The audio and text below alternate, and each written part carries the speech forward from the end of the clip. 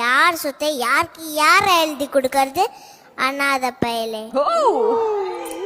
இனிமேல் என்னால பொறுத்துக்க முடியாது.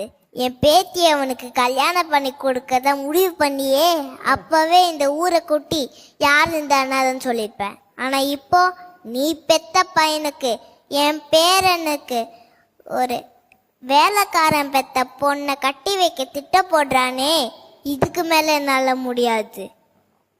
டே, உன் அப்பன் இவன் இல்லை.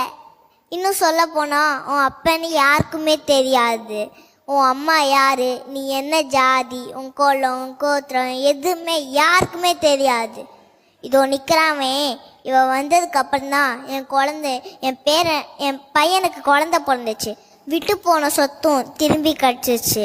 இவன் வந்த நேரம்தான் எல்லாமேன்னு என் புள்ள நம்பி பரம்பரையா எங்க வம்சத்துல பைய போடுற தங்க காப்ப இவன் கையில போட்ட அழக பார்த்தா என் புள்ள. அந்த காப்பை பார்க்கும் போதெல்லாம் என்னோட பேரனுக்கு கிடைக்க வேண்டிய மரியாதை எவனோ ஒரு அனாத பையனுக்கு கிடைச்சிட்டு இருக்குன்னு எவ்வளவு நாள் வைரஞ்சிருக்கேன் தெரியுமா?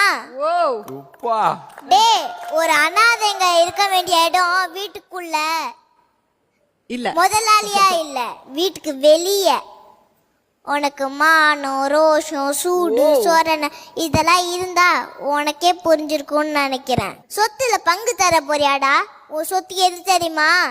எதுக்குமே உதவாத அந்த ருத்ராஜ கொட்டை தான்.